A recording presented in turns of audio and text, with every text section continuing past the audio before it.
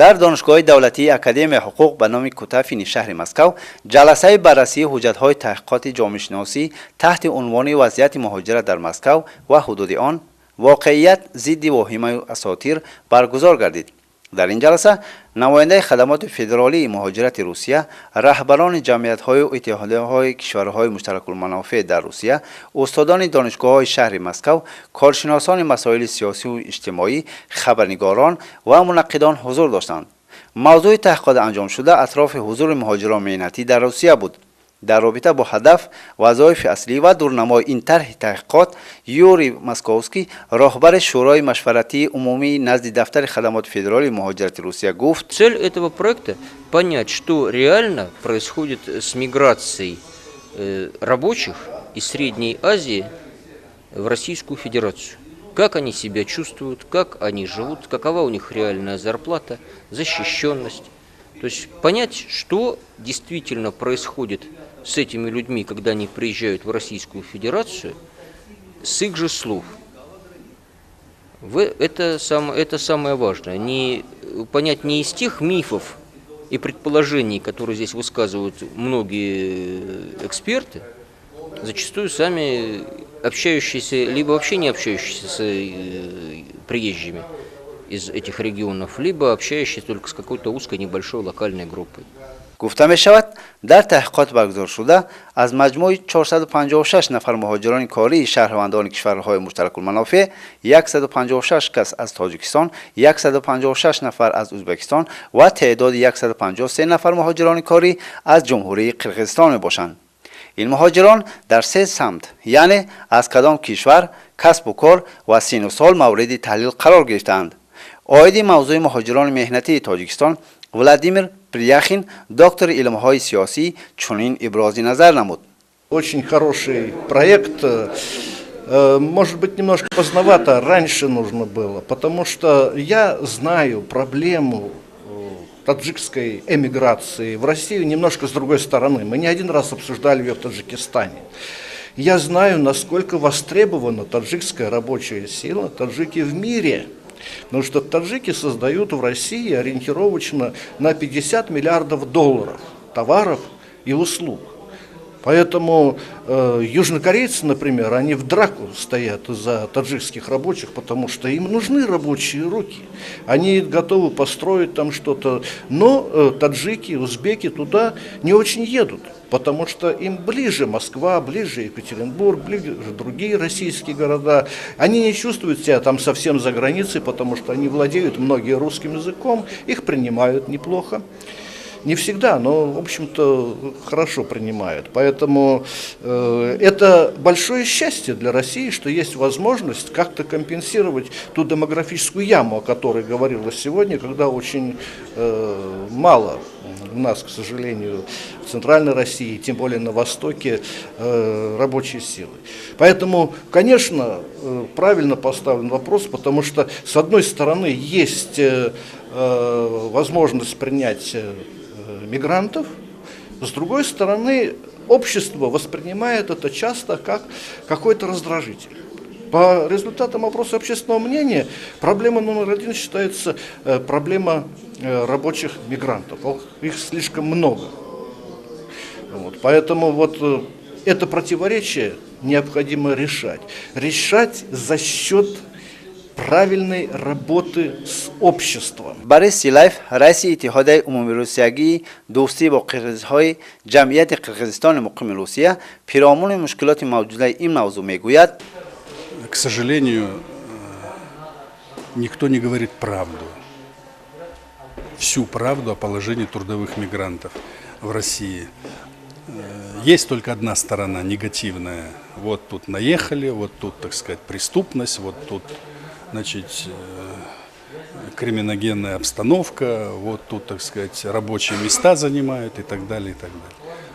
Это есть, но не это главное.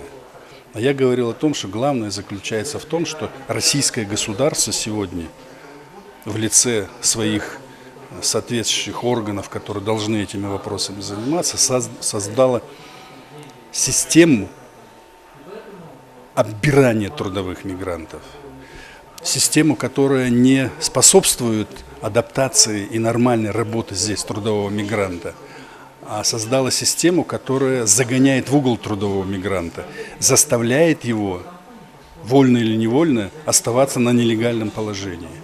Вот с этого надо начинать. Если мы сегодня в российском государстве, зная эти проблемы, примем меры, вот тогда дело пойдет.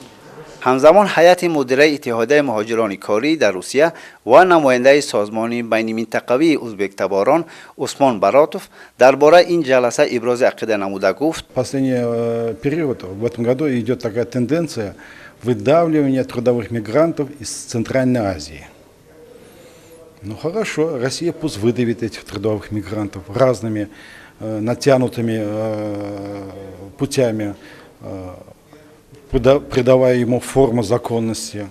Ну хорошо, несколько миллионов трудовых мигрантов из Центральной Азии уедут. 3 более миллионов из Узбекистана, где-то приблизительно 1,5 миллиона из Таджикистана и Киргизии. Уедут туда. Но туда приедут, что они будут делать? Семью кормить нужно, кушать хочется. Он подумает.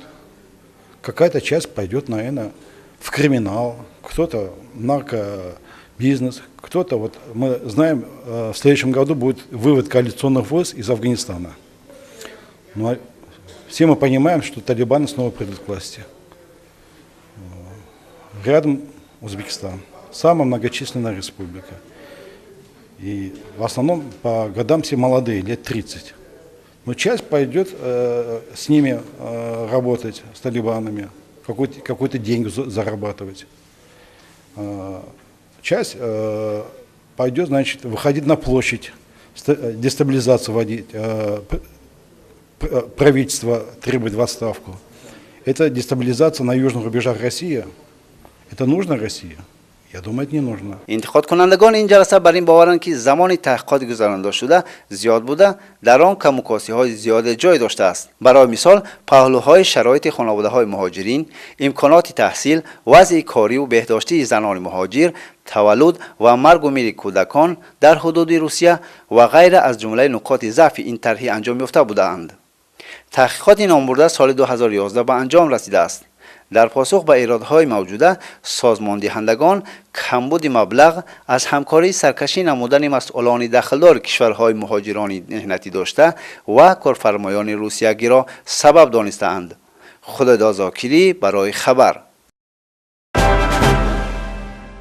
سود ناحیه اسماعیلی سامانی شهر دوشنبه اشتراکچیان فلشموب 100 روزه حبس زید سیدوف را به میدان‌باشی از روی ماده 460 کودکس حقوق ویرانکنی مأموری به جوابگری کشید.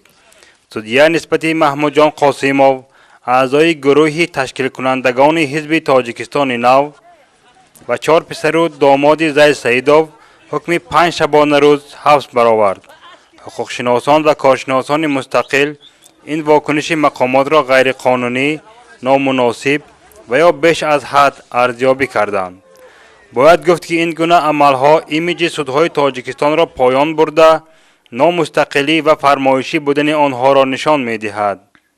اگر واکنش مقامات حفظ حقوق تاجیکستان نسبت اشتراک کنندگان میتینگ به اجازت در نزد سفارت امریکا را با این قضیه مقایسه کنیم، معلوم می شود تصمیم ها نه موافق قانون بلکه موافق منفعت های گروهی و شخصی منصبداران گرفته می شود. به نظر می رسد که چنین حکم های مغرضانه به آن نگرانیده شده است که جامعه شهروندی و یا شهروندان علاهیده برای رسیدن به عدالت اجتماعی صدا بلند نکنند و این اساس های حقوق و آزادی های فردی را زیر سوال می برد. اما موقع سازمان های بین المللی و سفارت های دولت های اروپایی در تاجیکستان از قبیل ساختارهای سازمان ملل متحد، سازمان امنیت و همکاری اروپا، سفارتخانه ایالات متحده آمریکا، روسیه، آلمان، بریتانیای کبیر و غیره نسبت این پایمالکنی حقوقهای انسان نامعین باقی میماند، در حالی که اینها دعواگران اساسی دموکراسی و آزادی انسان خود را معرفی میکنند. محمود جان قاسموف در اینترویو باز استوی صفا گفت که همچون حقوقشناس به پوچ و بی اساس بودن این عیبدارکنی ها باور دارد و به سودهای زنده بالایی شکایت خواهد برد. اما تا کجا داوران این دادگاه ها به قانون احترام میگذارند سؤال است که جوابش مشکل.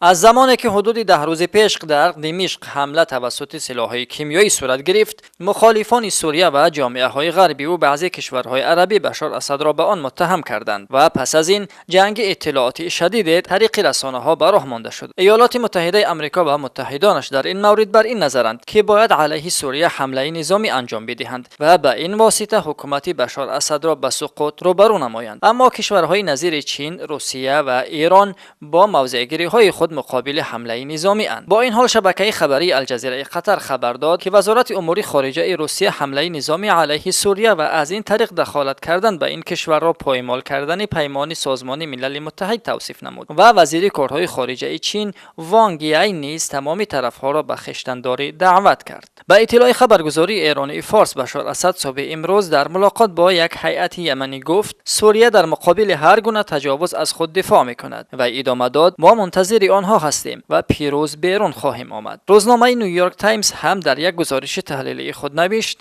که باراک اوباما هنوز دلیل قانع کننده و به مورد درباره استراتژی اقدام نظامی علیه سوریه در دست ندارد و او باید پیش از حمله به چندین سوال‌های دیگر نیز پاسخ یابد. به اطلاع منبع هرچند برای استفاده سلاح‌های کیمیایی باید پاسخ بین‌المللی داده شود، ولی اوباما با حمله نظامیش چگونه میتواند اثبات کند که دیگر باره در این کشور از سلاح‌های کیمیایی استفاده نمی‌شود. به اطلاع رسانه‌های خبری مقامات نظامی فرانسه، ایالات متحده آمریکا و بریتانیای کبیر اعلام کرده‌اند که برای آغاز کردن حمله آماده و منتظر فرمان نشستند، ولی در مقابل اتفاقچیان سوریه نیز هشدار داده گفتند که حمله غرب منطقه را در خطر می اندازد و به همین خاطر سوریه را تنها نخواهند گذاشت. بان کی مون دبیر کلی سازمان ملل متحد نیز اعلام کرده گفت عین زمان هیئت سازمان ملل متحد که برای تحقیق استفاده سلاح‌های کیمیایی عازم سوریه شده اند 30 آگوست کار خود را به انجام می‌رسانند و روز شنبه سوریه را ترک خواهند کرد.